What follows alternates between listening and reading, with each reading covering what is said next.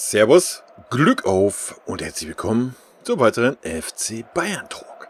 Ja Leute, diesmal zu meinem Spiel gegen Arminia Bielefeld. 3-3. Ich muss vorweg sagen, ich habe die erste Halbzeit nur so mit einem Auge gesehen. Ja, da ich auf Arbeit war und Sachen zu machen hatte. Zweite Halbzeit habe ich dann in Ruhe gesehen. Zweite Halbzeit war ja auch definitiv die bessere Halbzeit. Ich habe ja ein enges Spiel erwartet, ja, nach der Katar-Geschichte. Ich habe ein 2-1 getippt. Dass es dann 3-3 wird. Ja, keine Ahnung. Am Ende des Tages wird man wahrscheinlich mit zufrieden sein müssen. Hätte noch 4-3 für uns ausgehen können, hätte 4-3 für Bielefeld ausgehen können. Ja, ich bin ein bisschen sprachlos eigentlich. Nicht aufgrund der Leistung der Mannschaft. Erstmal Bielefeld hat es sehr gut gemacht in der ersten Halbzeit. Muss man fairerweise auch sagen. Kam auch natürlich viel besser dann mit den Bedingungen zurecht. Wir hatten gar keine Ideen irgendwie unter den Schneebedingungen, was keine Ausrede sein soll. Ja. Der Punkt für Bielefeld ist auf jeden Fall verdient. Da müssen wir nicht drum herum reden. Ja, aber was der Flick da wieder gerissen hat, ich kapiere das nicht. Geht nicht in meinen großen, wassermelonartigen Schädel rein, was der aktuell coacht. Tut mir leid. Habe ich kein Verständnis für. Dass man mal Spieler schonen möchte gegen Gegner wie Bielefeld. Ja, kann ich nachvollziehen. Ja, aber dass man dann so einen Bunasada reinbringt und so einen Choupo-Moting, I don't know, habe ich kein Verständnis für, Leute. Ich erkläre euch auch warum. Aus meiner Sicht. Die haben einfach keine... jetzt erstmal abgesehen vom Können, ja. Das kann man ein bisschen schlecht beurteilen. Ich denke mal, der Choupo-Moting hat schon ein bisschen Bundesliga-Tauglichkeit, gerade in so einer Mannschaft wie den FC Bayern. Aber erstmal da auf einer verkehrten Position gespielt, ganz klar. Und der Bounazar wird wahrscheinlich auch irgendwo Bundesliga-Tauglichkeit haben. Ich meine, er kam von was? Olympique Marseille, glaube ich. Also aus der Ligue War. Also Ligue 1. Er sollte auf jeden Fall ein bisschen was können. Aber die haben alle einfach keine Spielpraxis, Leute. Die spielen nicht in der zweiten Mannschaft. Die haben keinerlei Spielpraxis. Die sind absolut nicht spielfit.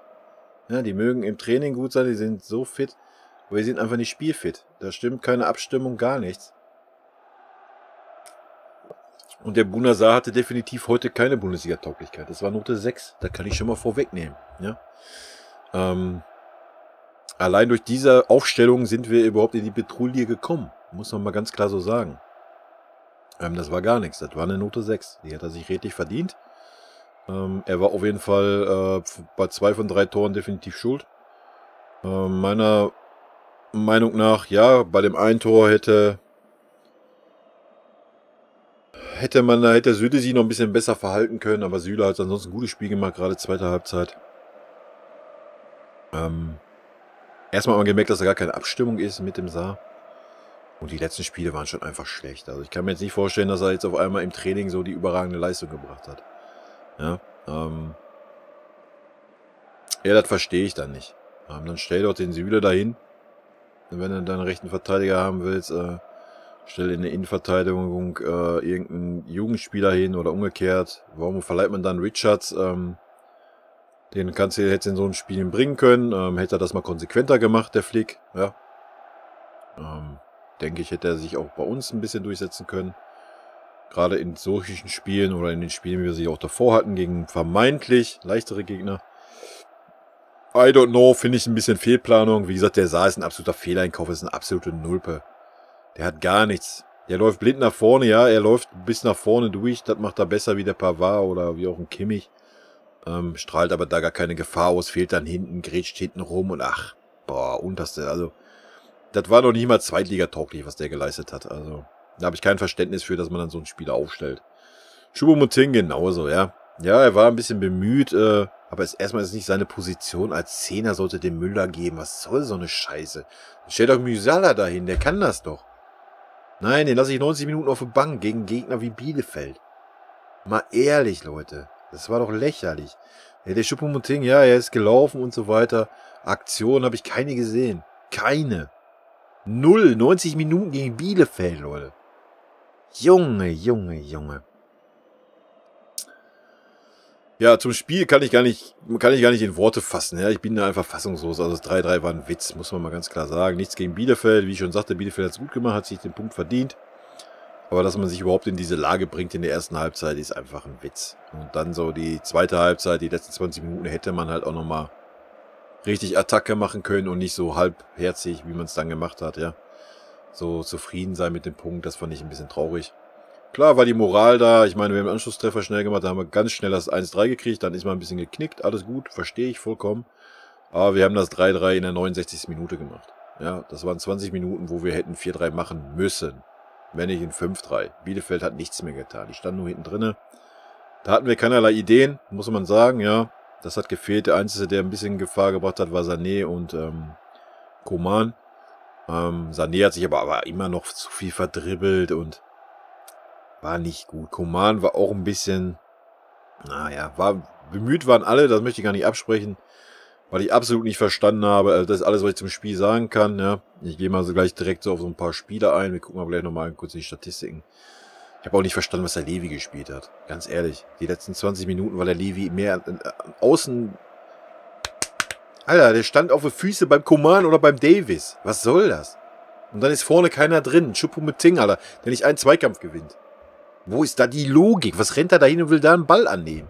Verstehe ich nicht. Was soll das? Soll er auf seiner Posi bleiben? Soll er mal die Innenverteidiger beschäftigen?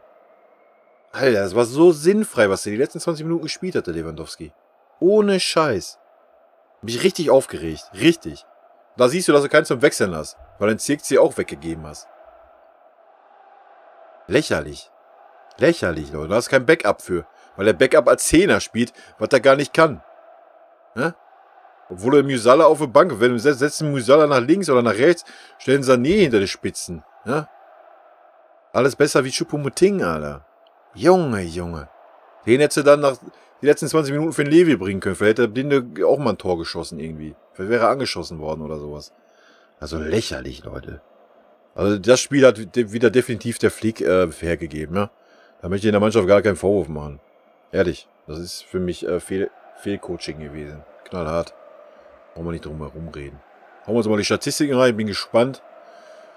Ballbesitz, 65% haben wir es doch noch geschafft. Abseits, bla, 3-1, Forward 7-13, Zweikämpfe. Guck mal, wir haben 75% der Zweikämpfe gewonnen. Wow. Habe ich nicht wirklich im Spiel gesehen, ey. 19:7 Torschüsse. Schüsse aufs Tor 12-3. 12 Schüsse aufs Tor. Eieiei. Ecken 5-2, Flanken 25-3. Ja, das ist auch alles aufgrund der zweiten Halbzeit. Davis war heute gut. Gewonnene Zweikämpfe 9. Coman, habe ich auch schon gesagt, war auch okay.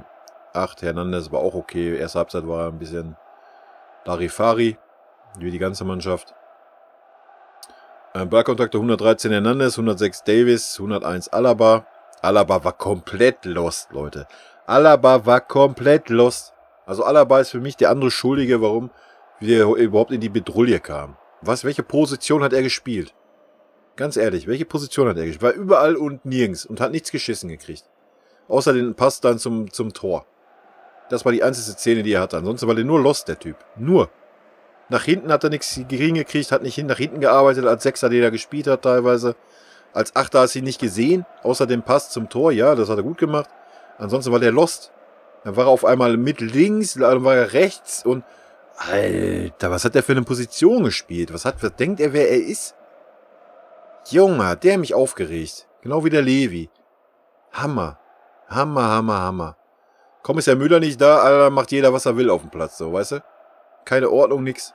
Ja, ich mache jetzt mal so, wie ich meine. Ich gehe mal da hinten rechts außen, stelle mich mal hin, weil ich bin der Alaba. Hinten, ach, scheiß drauf, muss ich nicht die Mitte zumachen. Nee, haben wir gesehen. Alter, lächerlich. Schüsse insgesamt, Levi 6. Ja, Levi war heute schlecht, Alter. Mal ganz ehrlich, das Tor hat er super gemacht, ja. Ansonsten war es ein Trauerspiel. Viel zu egoistisch. Einmal hätte er auf dem Choupo-Moting da ablegen können. Den hätte er wahrscheinlich reingeschoben. Viel zu eigensinnig. Viel zu sehr in Ich-Manier wieder. Das war wieder so ein Levi von früher. Habe ich heute gesehen. So ich. Weiß ich nicht, ob er den Choupo-Moting nicht ernst nimmt oder so. Aber ich glaube, der braucht einfach auch den Müller, der ihm die Ansagen gibt oder was. Ich habe keine Ahnung. Hat mir nicht gefallen heute, Levi. Sané hat mir ganz gut gefallen, man hat gemerkt, gerade die letzten 20 Minuten war der einfach platt. Er hätte es auch auswechseln können, setzen Musiala bringen können. Fertig. Einfach mal einen frischen Mann da rein. Ey, wir haben eine Bank, da sitzen 8 Leute, Alter. Was hat er gemacht? Eine Auswechslung, oder? Eine. Guck ich gerade mal nach. Ja, eine. Und den hätte schon zur Halbzeit auswechseln können, den Spacko. Hätte nach 30 Minuten auswechseln müssen. Junge. Keine Eier, der Flick. Ganz ehrlich. Torschussvorlagen. 4 Alaba, 2 Sané, 2 Davis. Ja. 4 Torschussvorlagen vom Alaba. Habe ich nicht gesehen, oder? Tut mir leid. Vielleicht sehe ich einen Alaba zu kritisch. Keine Ahnung. Ich habe ihn heute, wie gesagt, für mich war das gar nichts. Damit gehen wir auch direkt die Noten durch, würde ich sagen. Gar nicht lange rumgehampelt hier heute. Ja. Ist für mich im Heimspiel, man kann keine 3 Tore gegen Bielefeld kriegen. Punkt. Fertig. Neuer war heute auch nicht.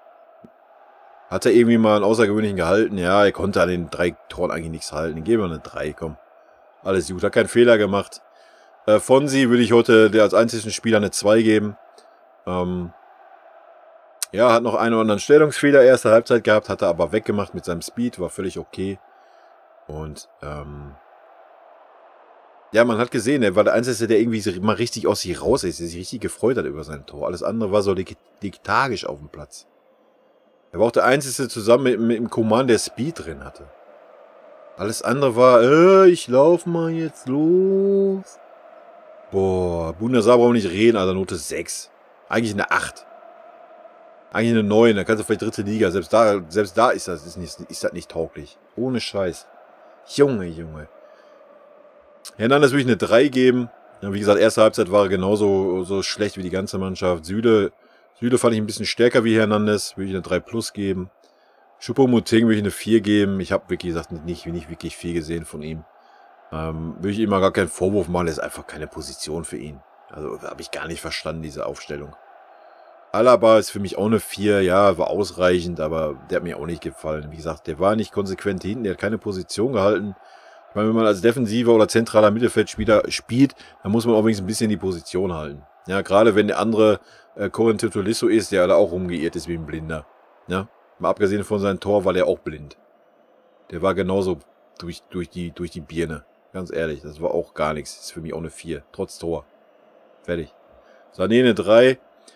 Muss einfach auch noch mehr kommen. Ja, war bemüht, hat vorbereitet, Tore, alles gut. Aber der letzte Touch fehlt einfach. Von so einem Spieler erwarte ich mehr. Coman erwarte ich auch einen Tacken mehr, will ich auch eine 3 geben heute. War okay, aber geht mit Sicherheit auch mehr. Hat auch ein bisschen falsche Entscheidungen getroffen, hat 2-3 Mal geschossen, wo es eigentlich aussichtslos war, was direkt geblockt wurde. Das muss man einfach auch mal sehen dann, weißt du? Dann lege ich ihn halt nochmal quer oder was weiß ich. Aber da blind reinnageln, weil es einmal gegen Hertha geklappt hat mit einem abgefälschten Schuss, weiß ich auch nicht. Levi trotz Tor, ja, war für mich auch eine 3-, eher eine 4. Ohne Scheiß. Wo der da die letzten 20 Minuten rumgerannt ist, war ein Witz. Links außen, Alter. Links außen, der war links außen. Stand ein Coman auf dem Fuß. Stand 2 Meter auseinander. Und da standen 4 Bielefelder, weil die beide Spieler doppeln, Alter. Wo ist der Sinn? Wo ist der Sinn, als Mittelstürmer da rumzurennen? Junge. Ja, wie gesagt, Ende des Tages hat es für mich der Flick versaut, fertig aus. Hier eine Auswechslung, 58 hier, Kimmich für Saar. Ja, und wenn ich den Kimmich dann bringe ich ihn noch nicht als rechten Verteidiger, Alter. Man hat doch gesehen, dass wir keine Ideen hatten, dass die Mitte tot war. In der Mitte ging gar nichts mit Tolisso und Alaba, die waren beide fail, Alter. Nothing. Dann stell ich noch da hin, dann stell meinetwegen einen Alaba als rechten Verteidiger dahin. Ist doch scheißegal, wo der rumirrt. Junge, oder ziehen Süle dahin und stellen Alaba in die Innenverteidigung. Ja, wow, ich sag mal, er soll Alaba in die Innenverteidigung stellen. Aber das wäre in dem Spiel die schlauere Variante gewesen, in meinen Augen. Weiß ich auch nicht, Leute. Hat mir irgendwie gar nicht gefallen. Und wie gesagt, wir haben auf Ersatzbank noch den Musiala gehabt. Wir haben Amino Sieb gehabt, den kannst du auch mal reinbringen. Ja, wir haben die Thiago Dantas, wow, das super Talent, super Lieblingsspieler vom Flick. Warum bringt er ihn dann nicht mal? Was soll er schlechter machen? Ich verstehe es nicht. Marc Rocker, warum lässt er den nicht spielen? Was hat der Flick gegen den Rocker, Alter? Ist der vernagelt im Kopf?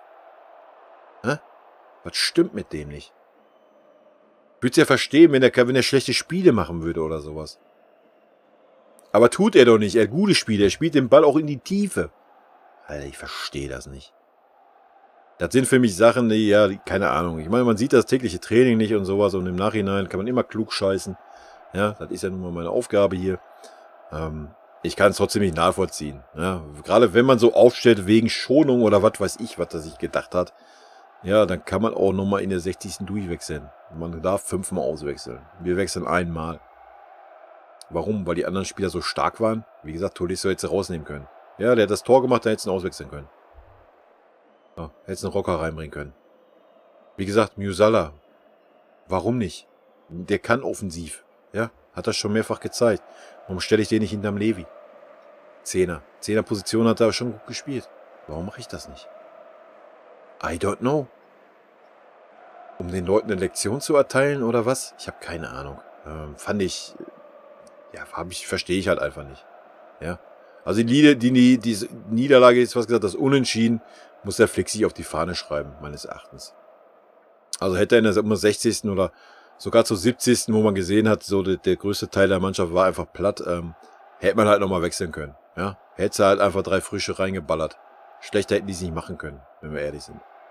Habe ich nicht verstanden, verstehe ich jetzt noch nicht. Ist halt so, wie es ist. Spieltag war alles unentschieden, war außer Leipzig. Ja, sind wir selber schuld, dass wir es wieder spannend machen.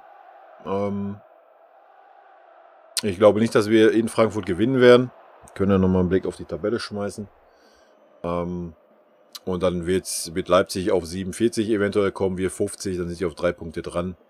Ist man dann am Ende des Tages selber schuld. Ja, so ein Spiel musst du halt einfach gewinnen. Fertig. Und dass wir das nicht gewonnen haben, liegt am Trainer, meiner Meinung nach. Die Mannschaft hat alles versucht, die hat Moral gezeigt, ist zurückgekommen. Man hat aber einfach gesehen, so, dass bestimmte Spieler fehl am Platz waren, dass bestimmte Spieler platt waren. Und dass wir halt einfach auch keine Ideen hatten in der Offensive. Man hat es auch gesehen an der Statistik, dass wir 2 Milliarden Flanken hatten. Da sieht man immer, dass wir keine Ideen haben. Ja, die Mitte war zu, Choupo-Moting war komplett wirkungslos. Alaba war komplett wirkungslos, bis auf den einen Pass. Tolisso dasselbe Spiel. Ich meine, so die letzte, so ab 60. ist er wenigstens mal mit nach vorne reingegangen, Tolisso, was ja nun mal seine Stärke ist. Hat er vorher auch gar nicht gemacht. Wahrscheinlich, weil der Alaba rumgerannt ist, wo er gerade wollte und er dann die 6 halten musste. War halt alles ein bisschen, ja, keine Ahnung. Wenn das so gewollt war vom Flick, dass er Alaba alle Freiheiten hat, dann, ja, keine Ahnung, dann lass bitte die Saison rumgehen. Ich kann das nicht mehr sehen, das Elend bei uns. Bin ich ganz ehrlich. Wie gesagt, es war aus Bielefelder Sicht verdient. Die haben das gemacht, was sie können. Das haben sie gut gemacht in der ersten Halbzeit, zweite Halbzeit. Ja, wie gesagt, die letzten 20 Minuten hätte ich eigentlich nochmal richtig Attacke erwartet. Und da hätte ich erwartet, dass man 3 frische Leute bringt, als Zeichen setzt und dann mal richtig Kasala macht. Keine Ahnung, warum wir es nicht getan haben. Wenn jetzt die Spieler, die er nicht gebracht hat, wie ein Musiala, wie ein Rocker, dann im Champions League Spiel von Anfang an auflaufen, kann ich das nachvollziehen, gehe ich aber definitiv nicht von aus. Und von daher ist es für mich nicht nachvollziehbar. Haut mir gerne mal eure Meinung rein oder ob ihr eine Idee habt, warum, wieso das so gemacht wurde, wie es gemacht wurde. Ich habe es nicht verstanden. Ich sehe das so, dass der Flick eher so Bielefeld ein bisschen unterschätzt hat. Wie gesagt, taktisch hat Bielefeld das erste Halbzeit richtig gut gemacht. Ich weiß nicht, ob man so gedacht hat, ja, wir haben uns jetzt durch die letzten Spiele durchgeschummelt, weil überzeugend waren die alle nicht in der Bundesliga, das muss man mal ganz klar sagen. Dass das jetzt so weitergeht, vielleicht hat er das gedacht, ich weiß es nicht. Dass es schwer wird, wenn man aus Katar von 20 Grad plus nach München kommt, dann 2 Tage frei hat, nur den Sonntag trainiert und dann den Montag schon spielt, ist klar.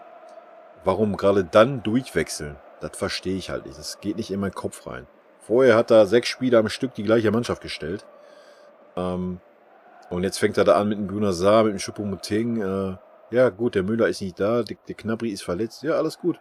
Ja, wofür haben wir Musiala? Warum wird er so hochgelobt? Und dann, ich meine, man hat es auch an seiner Fresse gesehen. Ja, wenn er das Spiel gesehen hat, vor dem Spiel, wo er lang gegangen ist, hat man schon gesehen, er hat es auch selber nicht gerafft. Ja, hat selber nicht verstanden. Ich habe es auch nicht verstanden. Da muss man auch nicht dann wieder anfangen, ja, das ist ein Talent, den musst du behutsam aufbauen. Leute, bitte euch, rein mit dem Jungen und der soll Attacke machen. Hat man beim Davis auch gemacht, also, I don't know. Ja, als der Lichtblick in dem Spiel ist Davis. Ja, war die letzten Spiele schon wieder ganz gut, ne, die letzten 2. Findet wieder zu seiner Form, freut mich. Coman war gewohnt stark, ein bisschen schwächer wie sonst, aber es war die ganze Mannschaft halt einfach Reisestrapazen. Und wie ich schon gesagt habe, das ist alles verständlich, das 3-3, ja. Ums Ergebnis geht's gar nicht. Muss man mal hinnehmen, so ein Spiel. Alles gut. Aber die Art und Weise, wie das gecoacht wurde, das kritisiere ich. Alleine schon die Wechsel, ja. Mal abgesehen von der Taktik und dass man mit einem Saar anfängt und so. Dass man dann sagt, oh ja, ich gebe dir nochmal eine Chance, obwohl das letzte Spiel schon unterirdisch schlecht war. Deswegen sage ich ja, man hat wahrscheinlich Bielefeld unterschätzt, dass sie auch offensiv was können. Ne? Das hat man gesehen über die Seite vom Saar. Ich meine, der Flick war so kackendreist, hat einen Sani eingewechselt und wieder ausgewechselt. Dann kann man auch mal einen Saar nach 30 Minuten rausnehmen, wenn man sieht, dass er einfach überfordert ist. Ja? Und das war er, das ist Fakt. Und das wird der Flick auch gesehen haben. Aber nein, dann lasse ich ihn noch bis zur 60.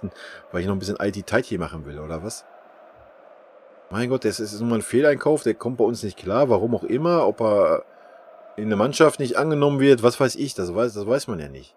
Das spielt aber auch keine Rolle, aber da muss ich doch nicht die Punkte herschenken, nur um dem da ein Spiel zu geben. Und das dann andere Leute draußen, die es eigentlich verdient hätten. Also, ich verstehe nicht. Also, wie gesagt, ich hätte einen Rocker vorgezogen vom Tolisso, ganz klar. Wäre für mich die bessere Variante gewesen, zusammen mit dem Alaba.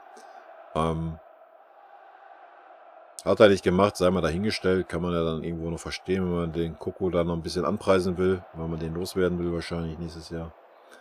Kann ich irgendwo verstehen. Aber dann wechselt ihn halt aus. Spätestens die 70. Minute kann man die beiden definitiv reinbringen. Und dann kannst du auch mal so ein Amino-Sieb reinhauen. Ja, warum nicht? Mein Gott. Junger Jaus, unbekümmert und ja, entweder klappt sowas, klappt nicht. Naja, gut. Hat mich schon wieder viel zu viel aufgeregt. Ich wollte gar nicht so ein langes Video machen. Es musste raus, Leute. Ich verstehe es immer noch nicht. Also, bin gespannt, wie weh es uns tun wird.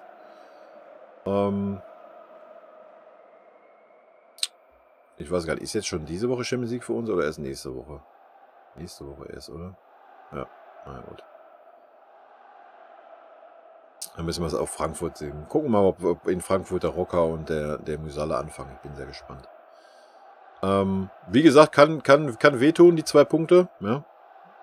Also ich gehe nicht davon aus, dass wir in Frankfurt gewinnen. Frankfurt ist im Moment so stark. Da können wir froh sein, wenn wir einen Punkt holen, denke ich.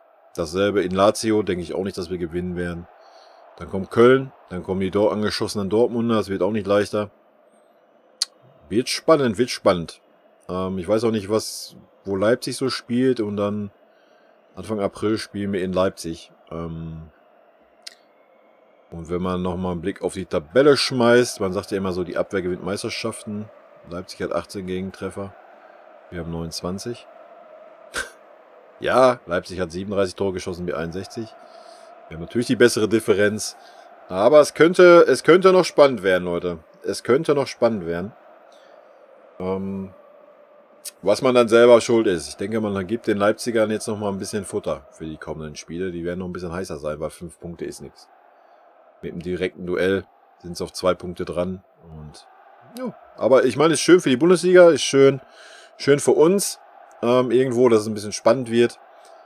Aber wenn man so die letzten Spiele sieht, mache ich mir da eher Sorgen wie alles andere. Ich hoffe einfach mal, dass Leipzig auch ein bisschen federn lässt. Haben sie ja die letzten Spiele auch. Die sind ja auch nicht so wirklich fit. Die haben ja so ein bisschen dieselben Probleme wie wir.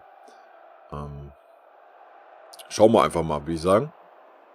War auf jeden Fall vermeintlicher Punktverlust heute. Damit beschließe ich dieses Video. Leute, rot-weiße Grüße gehen raus. Ich bedanke mich, wenn ihr euch hier meine Schimpftirade angehört habt. Aber ist halt einfach meine Meinung und mein Unverständnis. Haut mir gerne einen Kommentar rein. Und dann hören wir uns am Sonntag zum Spiel in Frankfurt. Ich bin gespannt. Mein Tipp ist Max Punkt für uns. Wenn ich das Spiel heute gesehen habe, denke ich eher, dass wir das Spiel verlieren werden. Weil gerade so Müller fehlt. da vorne. Bin gespannt. Wenn, da muss eine riesige Leistungssteigerung kommen. Schauen wir einfach mal. Ich lasse mich überraschen. Moral hat die Mannschaft ja schon immer gezeigt, aber irgendwann ist der Akku einfach, ne? Aber lassen wir uns überraschen. So, jetzt aber. Rot-weiße Grüße gehen raus, bleibt gesund, kommt gut durch die Woche und wir hören uns am Wochenende. Tschüssi!